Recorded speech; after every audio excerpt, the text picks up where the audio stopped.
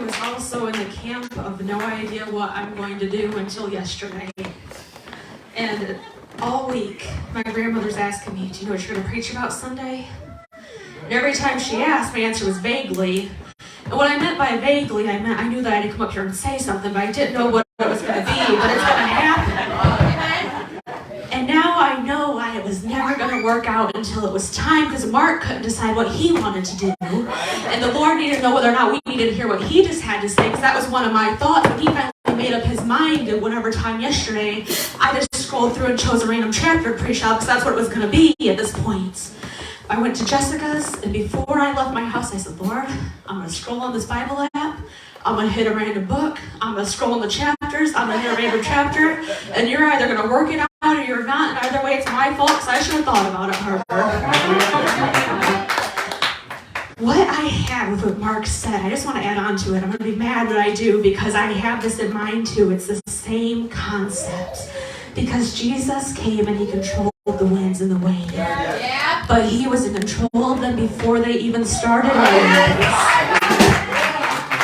I don't want to go too deep, because I'm going to be mad if I get to the end of this one that I have in this scripture before I get to where I need to be. But I'm telling you, God was never not in control of the wind or the waves. They were never doing their own thing. He controls all. He created it all. Sometimes whenever you're in the boat in the storm, you're sitting there wondering, God, where are you? Why have you done this? Why have you abandoned me? Do you want me to die? And God is saying there's a reason for this storm. Jessica, you told us there's a reason for our pain. I just want to address one more thing before I get going. Eric never tells the whole story. Never. Because he said, I'm going to preach in the office. I said, okay, go do it. He said, tell me I won't. I said, I bet you won't. He also told me that he preaches better in the shower, so I threatened to pour a bottle of water over his head while he's up here, but I didn't do that.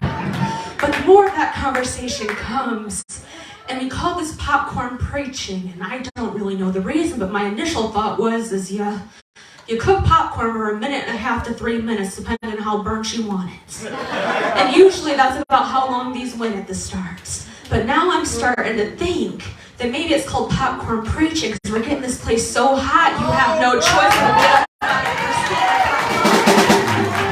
And that's okay, because I've got another name for it, because I don't know if anybody else is happy, but my favorite preacher's preaching today. I came and I got to hear the one I got to hear and I want the most, and you all did too, unless they don't preach here. If that's the case, more to me. But I'm going to call it marshmallow preaching too. Because even if you don't have it in you to participate, yeah, you can laugh about it all you want. You heard the joke first.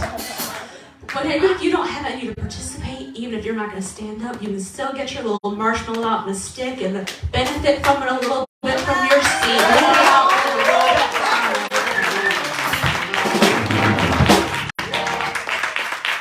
My title today is called Rerun. This week, I have done nothing but watch shows I've already watched before. I haven't tried anything new. I've just been watching the same shows over and over because I like them and I know what's going on. I can start at any point of the story and I know what's coming next. I've been watching some reruns. How many people know that sometimes, though, if you don't know what's going on, if you start in the middle, you might not get the entirety of what's supposed to be going on. I'm doing that to you today. We're going to be in Exodus 14, and I want to start at verse 5. I promised Lenny I'd try to stay where I told him, but I'm not making any promises now because I don't know if I'm going to be able to. And it was told to the king of Egypt that the people fled, and the heart of Pharaoh and his servants was turned against the people, and they said, why have we done this, that we have let Israel go from serving us? And he made ready his chariot and took his people with him. And he took 600 chosen chariots and all the chariots of Egypt and captains over every one of them. He took everything that he had to throw at these people that were slaves. They were nothing. They didn't have a palace. They didn't have the weapons. All that they had were themselves and a God that served and that they were willing to go for because he protected. But I'm telling you, if you're in the middle of something, in the middle of a fight, and you feel like it's being thrown at you, nobody is going to expend every resource that they have on something that is not threatening to them. If Pharaoh did not think that the Israelites were dangerous, not under his thumb, he would have taken every chariot that he had to go and bring them back. He would have sent out the worst, maybe the last 100, the ones he didn't need if something were to come up. But he said, no, this is a dangerous situation for me to be in because I know these people and their God just put me through the worst time of my life because I have to suffer these plagues and my oldest son is gone and I know that they are free. That means they are free to praise, they are free to worship, and then I am going to be in trouble. The enemy will not waste resources on something that is not important and that is not I need to go to 80 line. And the Lord hardened the heart of Pharaoh, king of Egypt, and he pursued after the children of Israel. And the children of Israel went out within the highlands, but the Egyptians pursued after them all the horses and chariots of Pharaoh and his horsemen and his army, and overtook them, encamping them by the sea beside Pihahiroth and Baal-zephon. And when Pharaoh drew nigh, the children of Israel lifted up their eyes, and behold, the Egyptians marched after them, and they were sore afraid. And the children of Israel cried out unto the Lord, and they said unto Moses, because there were no graves in Egypt, hast thou taken us away to die in the wilderness? Wherefore hast thou dwelt with us to carry us forth of Egypt? Is it not this the word that we did tell thee in Egypt, saying, let us alone that we may serve the Egyptians, for it had been better for us to serve the Egyptians than we should die in the wilderness. Come on. I got a 5 a.m. wake-up call this morning to finish this, because like I said, I was going to shoot from the hip. And I allotted Mark an extra hour, because I knew if anybody was going to know how long of a distance it was from the Israelites left to the Red Sea, it was going to be him, and I couldn't find it on Google. So I texted him about 6 and got a response probably around 7. And I found out that it's about 500 kilometers. And then I looked up, how long does it take to walk 500 kilometers? Well, I found the world record for 100 kilometers is 8 hours. 500 kilometers would be 40. And I'm going to say that these people aren't walking at the highest record. Maybe they walk 8 hours a day, and that's a work week. That's 5 days. So we're 5 days out of Egypt at this point when they've reached the sea. 5 days since they watched the Lord rain down his wrath on Egypt, rain down the plagues. 5 days since the lights were out in Egypt. They could see nothing, but there were still lights on in Goshen, and they were fine. 5 days since the Passover, where the angel of death came and took away the first of the Egyptians. But because they were the Lord's, they had blood over their hair, they were left fine. 5 days. I have a bad memory, but something like that, I think it would take longer than 5 days. Because we have this issue, the same way that Israelites do. Eric said you go in the fire once, and you come out, and you go back in, and it's worse. But we have this issue, and we're delivered out of it. And we walk a little bit, and we start to think about it. This isn't as easy as I thought it was going to be. I'm taking a few steps, and I'm still having issues. I'm still having trouble, and I'm going to get here to a place that is so much better than captivity. I don't know about you, but I'd rather be in the desert than a slave. It doesn't seem like a good idea for me to want to serve somebody who I can't praise the Lord the way that I want to. I'd rather be in hardship than be in bondage. I don't know about anybody else.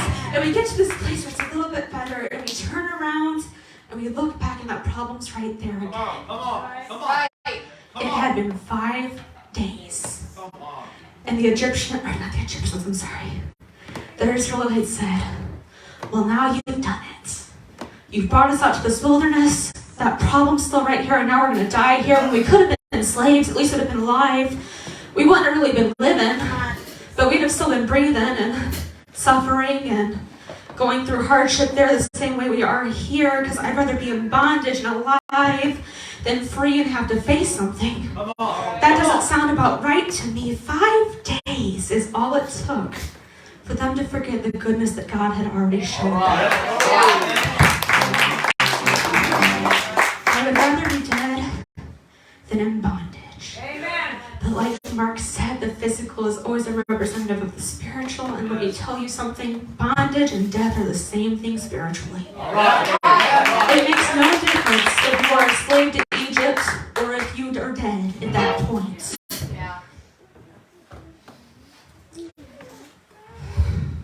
I gotta go down. My thing moved on me. Okay. For it had been better for us to serve the Egyptians that we should die in the wilderness. And Moses said unto the people, Fear ye not, stand still and see the salvation of the Lord, which he will show to you this day. For the Egyptians whom ye have seen today, ye shall see them again no more forever. The Lord shall fight for you, and ye shall hold your peace. Moses said, You little fools, we just got out of Egypt. The Lord just delivered you from your captor, and here you are asking if he's going to abandon you here? Come on. Come on. The Lord said unto Moses, Wherefore criest thou unto me? Speak unto the children of Israel that they go forward. But lift thou up thy rod and stretch out thine hand over the sea, and I will divide it. And the children of Israel shall go on dry ground through the midst of the sea. God did not bring you this far through every battle that he's brought you through all the bonds that he's brought to abandon you whenever you think you're between a rock and a hard place.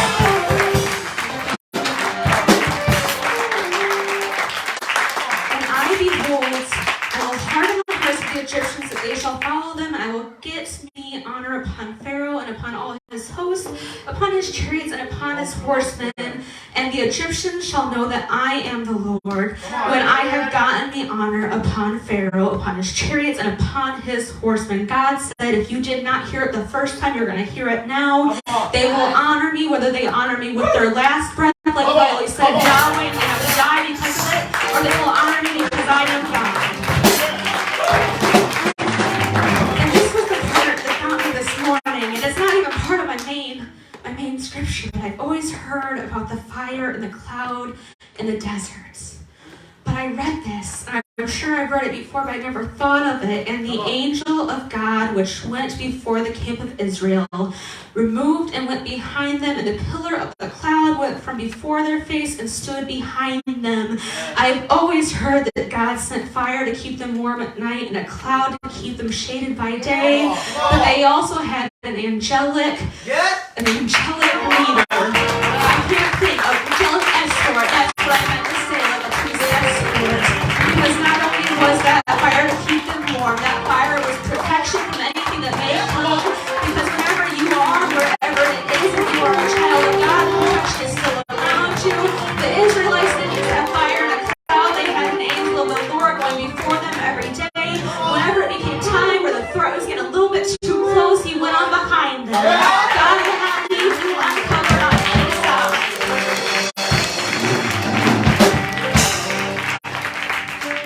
And it came between the camp of the Egyptians and the camp of Israel. And it was a cloud and darkness to them, but it gave light by night to these, so that the one came not near the other all the night. And Moses stretched out his hand over the sea, and the Lord caused the sea to go back by a strong east wind. He's always in control of the wind, regardless. All that night, it made the sea dry land, and the waters were divided. It would be one thing if he sent a strong enough wind that they could walk across on the mud. But the land was dry. They didn't have to worry about their shoes getting stuck. They didn't have to worry about their feet getting dirty, because it was so strong and God is so good. And he said, I'm not going to give you what you need. I'm going to give you more than that. And the Egyptians pursued and went in after them to the midst of the sea. Even all Pharaoh's horses, his chariots, and his horsemen, he sent everything he had after them. And it came to pass that in the morning watch the Lord looked upon the hosts of the Egyptians through the pillar of fire and of cloud, and troubled the host of the Egyptians, and took off their chariot wheels, and they drave them heavily. So the Egyptians said, Let us flee from the face of Israel, for the Lord fighteth for them against the Egyptians.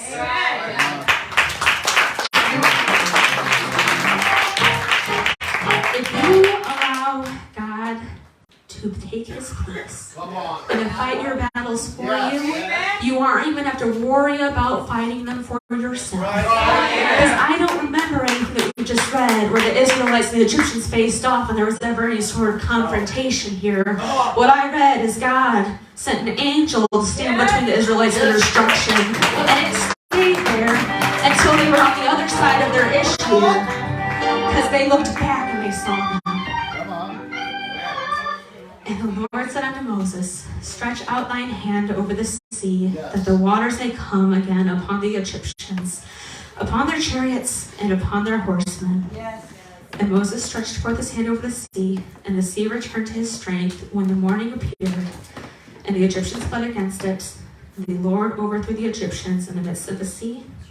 And the waters returned and covered the chariots and the horsemen and all the hosts of Pharaoh that came into the sea after them. There remained not so much as one of them. Pharaoh took everything that he had to try to destroy the people that were of God. He saw the danger of letting them go, and he threw all the eggs that he had to that one basket and said, we're going to get them where together. And at the end of the day, the Israelites were on the other side, and everything that he had was gone.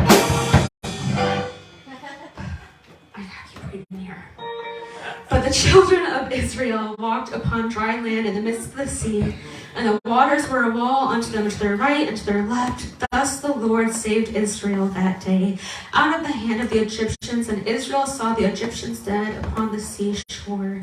And Israel saw that great work which the Lord did upon the Egyptians, and the people feared the Lord and believed the Lord and his servant Moses. So, we get to the end of the account, the retelling of what happens. And it's good, because we learned that every weapon that's thrown at you, everything the enemy uses to try to take you out, still isn't enough, because you've got God on your side, and it will not prepare, it will not prosper. We've learned that whenever you are facing something, God's not only going to get you through it, he's going to get you through it in a way that's going to be better. Because that sea is coming, there's no water left, you're walking on dry land. We learned that regardless of how you feel at the start, regardless of your doubt, if you're like the Israelites who said, why have you brought us here to die? We could have just been in bondage this whole time. At least we'd still be alive. God can still deliver on that too, regardless of the faith that you have.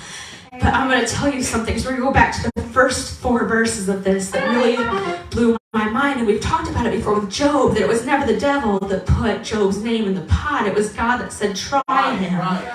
And here we are at the beginning before they even leave. And the Lord spake unto Moses, saying, speak unto the children of Israel, that they turn and encamp before Perath, between Migdol and the sea, over against Bezaltham. Before it shall ye encamp by the sea. For Pharaoh will say to the children of Israel, they are entangled in the land of the wilderness, hath shut them in, and I will harden Pharaoh's heart that he shall follow after them, and I will be honored upon Pharaoh and upon all his hosts, that the Egyptians may know that I am the Lord. And they did so. Because here we are. There might have been a different way for them to go. Maybe they didn't have to stay in front of that sea. They could have gone around. It might have taken a few extra days, but they stayed there for 40 years. So what had the difference been? That God said, I know it's only going to take my people 5 days to forget. I know that in 5 days, they're going to be whining, they're going to be thinking about it, they're going to be missing Egypt, they're going to forget everything that I've already done, and I don't need that. They need a reminder, so you're going to stay by the sea, because whenever they come after I hardened Pharaoh's heart, Pharaoh did not make that decision on his own, as much as he might have liked to think that he did, because God said before it even happened, he was going to be responsible. He said, me, God, I want you, Moses, to tell them to go to this place. I'm going to put you in this spot. I'm going to put you in a place where my glory is going to be shown regardless, because somebody needs to see it. The Egyptians need to know who I am, and you need to be reminded, even if it's only been 5 days. The storms in your life, the places where you have waves higher than you can see how you're going to make it through, it's not always because there is something wrong. Because there are times in your life where God says, I need you to be right here. I need you to be with your backs to the sea, no way out. allow it through. But it's not going to take you out, because I have put you in this place at this time, and I've allowed this thing to come against you, because I know that you need to see something, that somebody else needs to get something out of this. So you're going to be over here, and the sea's going to be at your front, and Pharaoh's going to be at your back, and you're going to be thinking, how could you? Why would you do this to me? You brought me out just to face me with the same problem, except now there's no escape. Because I could run from Egypt, but I can't swim across the ocean. And God's going to say, ye of little faith. Stretch out your hand over the water and watch the glory of God be shown, because there's nothing impossible for me. You're not just going to make it through. You're not just going to survive. You're going to walk through on dry land. You're not going to have to worry about the mud. You're not going to have to worry about your feet getting dirty. Let that road drag the ground. It can be dusted off later. And whenever you turn around and look back, because I put my protection between you and what wants to destroy you, all that you're going to see is what the ruin of what was supposed to be in your life. But I turned it around and worked it in your favor. Stop giving the devil so much credit in your life. Stop saying, oh, Satan got me really good this week. I went through this, and I went through this, and I went through this. Shut your mouth and sit there and think, why? What is this meant to show me? What is it meant to show somebody else? What can I get out of this? Because your hardships are blessings the same way your blessings are. Because even if nothing good comes out of it in your mind, as long as you came out of it, you are good, and that is enough. I should have had one of the boys go get me a glass of water, because I'm trying not to choke up here on every breath that I take. Shut your mouth. You've got a problem in your life? I'm sure it's not the first one. As long as you're older than a couple of years old, you face something. And every time, if you're still sitting here, I can come to the logical conclusion that God has brought you through it. Maybe you're a little better than the Israelites. Maybe it's been 10 days for you since the last one. Thank you, Kacie. Maybe it's been 7 days for you since the last one. Maybe you've gone 40 years without a single issue in your life, and all of a sudden it's coming back up. But if God delivered you once, and we learned this morning in class that He is never changing, His nature is what it is, and He's never done anything different, and He never will, what would make you believe that He can't deliver you through something again?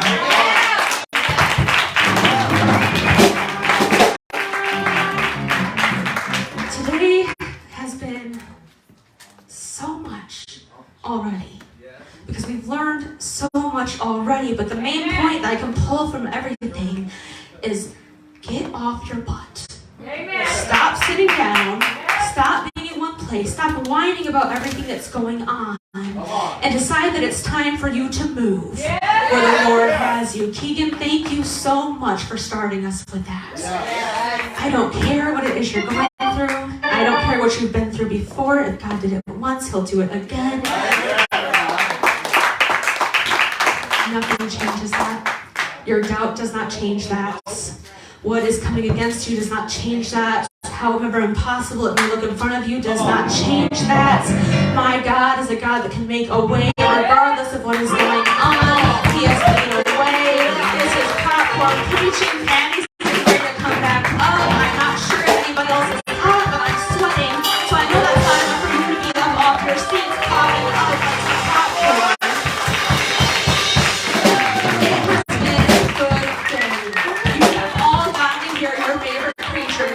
Already, she's coming up right now. We're just coming up at the ends. You are all here. You are all breathing. You have all had a chance to worship the Lord like Riley told us. There is more today. You have been through everything that you have faced, and it is not that God to stop now. Stand up and give the Lord some praise. I'm not